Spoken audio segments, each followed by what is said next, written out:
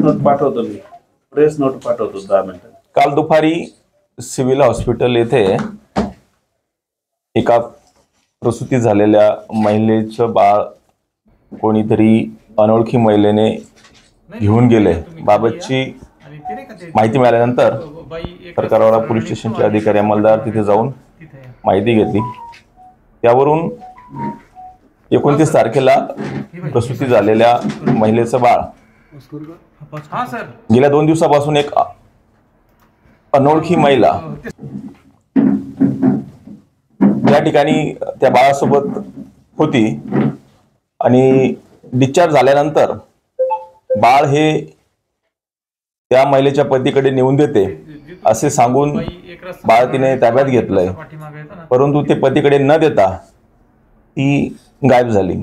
त्यावरून सकळवाडा police station येथे अपहरणाचा गुन्हाही दाखल करण्यात आला. सदरचे प्रकरण हे खूप संवेदनशील असल्यामुळे गुन्हे शाखा युनिट 1 त्याचबरोबर आयुक्तालयातील सर्व पोलीस स्टेशन सर्व शाखा यांना सतर्क करण्यात आले. त्या ठिकाणी जाऊन जे CCTV फुटेज मिळालं त्यावरून तपास चालू असताना गुन्हे शाखा युनिट 1 चे प्रभारी अधिकारी मधुकर कटसाहेब त्याचे अंमलदार यांना अशी माहिती मिळाली की ती निफाड येथे काही माहिती मिळू शकते. निफाडला टीम गेली. त्यावरून त्या महिलेचं वर्णन आणि त्याचबरोबर इतर काही माहिती मिळाली. तपास चालू असतानाच CCTV फुटेज चेकिंग चालू होती शहरामध्ये. दरम्यानच्या काळात अशी माहिती मिळाली की ही महिला धुळे येथील आहे. तिथे टीम पाठवण्यात आली. त्यानंतर रात्री उशिरा पंचवटी भागातून पंचवटी प्रभारी अधिकारी व युनिट 1चे मधुकर कटसाहेब यांना माहिती मिळाली की दुपारच्या वेळेस एक महिला एक लहान बाळासह आली होती आणि तिला तिच्या घरी पाठवण्यात आलेलं आहे. अशी माहिती मिळाल्यावर तात्काळ युनिट 1चे कटसाहेब व त्यांची टीम दिंडोरी येथे रवाना झाली आणि तेथील लोकल पोलीस स्टेशनची म्हणजे दिंडोरी प्रभारी अधिकारी यांची मदत घेतली. तेथील स्थानिक ग्रामस्थांची मदत घेतली. त्यावरून त्या महिलेचा शोध घेतला आणि त्या ठिकाणी ते बाळ मिळून आलंय. रात्रीच बाळाला ताब्यात घेऊन सदर महिलेच्या ताब्यात देण्यात आलं आहे. सदर प्रकरणी युनिट 1चे प्रभारी अधिकारी मधुकर कटसाहेब, त्यांचे API तोडकर साहेब, श्रीवंत साहेब आणि त्यांचे पूर्ण पोलीस अंमलदार आणि त्याचबरोबर पंचवटीचे अधिकारी अंमलदार यांनीही या कामी खूप मदत म्हणजे ॲक्च्युली प्रयत्न केलेले आहेत आणि सदरचा गुन्हा संवेदनशील असा गुन्हा निष्पन्न करण्यात यश मिळवलेलं आहे. सपना मराठे म्हणून सदर महिलेचं नाव आहे. तिला बाळ होत नव्हतंय म्हणून तिने हे पाऊल उचललं. सर रेकी वगैरे केली होती का ह्या महिलेने बाळ घेऊन जाताना? काय ती 2 दिवसापासून त्या वार्डमध्ये होती आणि त्या ठिकाणी 2 महिला म्हणजे ह्या फिर्यादी व्यतिरिक्त अजून एक दुसरी महिला तिथे प्रसूती झाली होती आणि या दोन्ही बाळांच्या जवळपास ती 2 दिवसापासून सानिध्यात होती. तर हे महिलेचं डिस्चार्ज झाल्यानंतर ही घटना घडली असं जिल्हा रुग्णालयानं काल स्पष्ट केलं. तर नेमकं त्यातलं प्रकरण काय? जिल्हा रुग्णालयातून ते बाळ गेलं होतं की डिस्चार्ज झाल्यानंतर बाहेरून ते बाळ गेलं होतं? नाही, डिस्चार्जच्या प्रोसिजर चालू असतानाच त्या महिलेचे पती काही ब्लड देण्यासाठी गेले होते आणि त्यावेळेस ही महिलेला ह्या आरोपीने सांगितलंय की मी ह्या बाळाला तुमच्या पतीकडे देते असं म्हणून ताब्यात घेतलं होतं. तर सिव्हिलमध्ये सुरक्षा रक्षक असतात, CCTV असतात, पण सिव्हिलमध्ये काही प्रकार बाहेर काढला म्हणजे काय नक्की? आता सुरक्षा म्हणजे ॲक्च्युली सिव्हिल हॉस्पिटलमध्ये सर्व ठिकाणी CCTV कॅमेरे लावण्यात आलेले आहेत.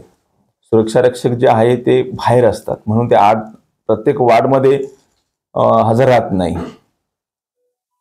त्यामुळे मग त्या महिलेने ते बघितलंय की आतमध्ये कोणी नाही आहे. त्यामुळे 2 दिवसापासून ती त्यांच्याशी संवाद साधत होती, त्याच ठिकाणी राहत होती, बाळाला सांभाळत होती. त्यामुळे त्या फिर्यादीला पण असं काही संशय आला नाही. पूर्वनियोजितच तिने सगळा प्लॅन केला. अगदी बरोबर. 2 दिवसापासून रेकी चालू होती. तिला हे करायचंच होतं त्यातून तिने हे कृत्य केलेलं आहे. महिलेचा ज्यावेळेस तुम्ही शोध घेत होता तर किती किलोमीटर पर्यंत तुम्हाला तिचा तपास घ्यावा लागला? बरोबर. काल दिनांक 4/1/2025 रोजी 5 दिवसाच्या बालकाचे अपहरण झाल्याबाबतची माहिती मिळाली ती. सदरची माहिती मिळाल्यानंतर आम्ही तात्काळ माननीय वरिष्ठांच्या आदेशानुसार व कड सर यांच्या मार्गदर्शनाखाली आम्ही तात्काळ गुन्ह्याच्या घटनास्थळी तात्काळ भेट दिली. भेट दिल्यानंतर सदर महिलेने ते बाळ कोणत्या मार्गाने नेलं असेल याबाबतचे पहिले CCTV फुटेजची पाहणी केली. त्यानंतर पाहणी केल्यानंतर असं दिसलं की ती मागच्या आउटर गेटने जाते आहे. त्यामुळे त्या आउटर गेटने जाल्यानंतर ती एक माहिती काढली. त्याच्यानंतर दुसरी माहिती अशी काढली की सदर महिला ही हॉस्पिटलमध्ये कोणाकोणाशी बोलते. मग ती एक 13 ते 14 वर्षाच्या मुलीसोबत ती बोलत असल्याची ती माहिती प्राप्त झाली. त्या महिलेला 13 ते 14 वर्षाच्या मुलीला शोधण्याचा आम्ही पहिले प्रयत्न केला. मग प्रयत्न केल्यानंतर ती असं निष्पन्न झालं की ती निफाडमध्ये एक गाव आहे, त्या गावाला ती तिथे राहते. त्यामुळे आम्ही तात्काळ माननीय वरिष्ठांना कळवून कडसरांच्या आदेशानुसार तात्काळ निफाड येथे गेलो. निफाड येथे जाऊन त्या मुलीला समजावून तिच्याकडनं सर्व माहिती पहिले हस्तगत करून घेतली. त्यावेळेस आम्हाला असं निष्पन्न झालं की सदर महिलेचं नाव हे सपना आहे आणि तिचं वय अंदाजे 30 ते 35 वर्ष आहे आणि ती रंगाने गोरी आहे आणि तिने अंगामध्ये मरून रंगाची सलवार कमीज घातलेली आहे आणि ती प्रॉपर धुळ्याची राहणारी अशी प्रथम आम्हाला माहिती मिळाली. ती माहिती मिळाल्यानंतर त्या माहितीच्या जोरावर आम्ही ही माहिती वरिष्ठांना दिली आणि त्याच्यानंतर पुढची कारवाई होऊन त्या महिलेला आम्ही ताब्यात घेतलेलं आहे. असं आहे. सदरची घटना घडल्यानंतर आम्हाला आमचे वरिष्ठ पोलीस निरीक्षक मधुकर कड सरांनी सांगितलं का 5 महिन्याचं बाळ हे सिव्हिल हॉस्पिटलमधून एका महिलेने नेलेले. त्याप्रमाणे कड सरांनी आमच्या 2 टीम तयार केला, एक तोडकर सरांची टीम आणि एक माझी टीम. तोडकर सरांची टीम ही सिव्हिल हॉस्पिटलमधले कॅमेरे बघत होती, तसंच आम्ही सिव्हिल हॉस्पिटलच्या बाहेरचे CCTV फुटेज चेक करत होतो.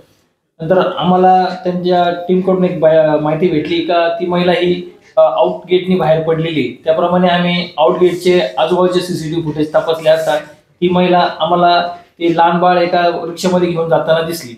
नंतर आम्ही ते रिक्षाचा शोध घेण्याचा प्रयत्न केला असता आम्हाला रिक्षावाला तिथे भेटला. रिक्षावाल्याला आम्ही विचारपूस केली का तू या महिलेला कुठे सोडलेलं आहे.